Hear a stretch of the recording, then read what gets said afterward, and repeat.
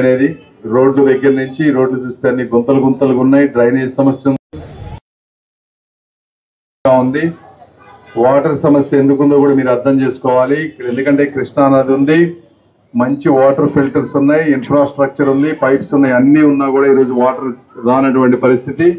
ఇందులో చాలా మంది అవినీతి అధికారులు కానీ అవినీతి రాజకీయ నాయకులు కానీ కలిసి ఈరోజు వాటర్ లేకుండా చేస్తూ ఉన్నారు.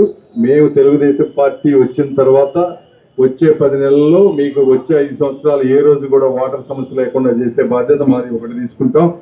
అదేవిధంగా రెండోది మీరు గుర్తుపెట్టుకోవాల్సింది, చాలా మందికి ఇక్కడ ఇళ్ల సమస్య ఉంది. ఎందుకంటే ఎప్పటి నుంచో మీరు ఉంటున్నా కూడా ఆ ఇంటికి పట్టాలు లేకపోవటం ఒకటి, లేకపోతే కొంతమందికి అసలు ఇల్లు లేకుండా కేవలం అద్దె ఇళ్లలో ఉండటం, ఇలాంటివి ఉన్నాయి.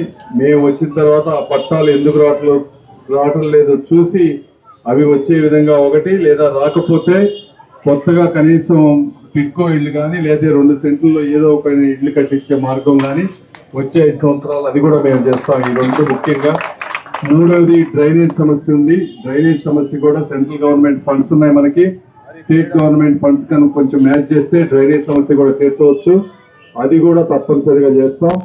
ఈ 3 కాకుండా మహిళలకి, ఇళ్లలో ఉండే వాళ్ళకి, పనులు బయటకు వెళ్ళి పనులు చేసుకోలేని వాళ్ళకి, మీకు ఏ దాని మీద అయితే ఇంట్రెస్ట్ ఉందో, ఒక కుట్టు మిషన్ కావచ్చు, లేకపోతే ఇంకోటి కావచ్చు, మీ స్కిల్కు తగ్గట్టుగా మీకు స్కిల్ నేర్పించి మీకు ఎంతో కొంత ఉపాధి వచ్చే విధంగా కూడా, మీరు ఇంట్లో నుంచి వర్క్ చేసుకునే విధంగా కూడా ఎంతో కొంత మేము ప్రయత్నం చేస్తాం. ఇంతకు ముందు ఏంటంటే మీ గురించి ఆ విధంగా ఆలోచించే వాళ్ళు లేరు. కనీసం మేము ఆలోచించి కొంత ప్రయత్నం చేస్తాం. చూడాలి ఎంతవరకు సక్సెస్ అవుతాం అనేది. ఈ 4. 5వది మందు ద్వారా చాలా మంది అబ్బాయిలు ఈ రోజున అడిక్ట్ అయిపోతా ఉన్నారు. వాళ్ళు లివర్లు పాడవుతున్నాయి, చాలా కష్టంగా ఉంది. వాళ్ళకి కూడా ఏమి చేయాలి, ఏదైనా రీహాబ్ సెంటర్స్ పెట్టి మందు తగ్గించే తాగకుండా ఉండే విధంగా ఏదైనా చేయగలమేమో కూడా డాక్టర్గా నేను కూడా అది కూడా తీసుకుంటాను. ఇవి కాకుండా పిల్లలకి స్కూల్స్ కానీ 10 అయిపోయిందా? ఓకే, థ్యాంక్ యూ అమ్మా. ఏమనుకోద్ది, ఇవన్నీ కూడా నసీర్ గారు నేను కష్టపడి చేస్తాం. మీరందరూ ఈరోజు పార్టీలో జాయిన్ అయినందుకు మనస్ఫూర్తి కృతజ్ఞతలు. మీరే కాదు 10 మంది చేత ఓట్లు వేయించండి. ఇప్పటి వరకు 10 సంవత్సరాలు ఒక ఎమ్మెల్యేని చూశారు. ఈయన యువకుడు, మంచిగా చేయాలనుకుంటున్నాడు. తప్పనిసరిగా మంచి చేస్తాం మీకు. Thank you.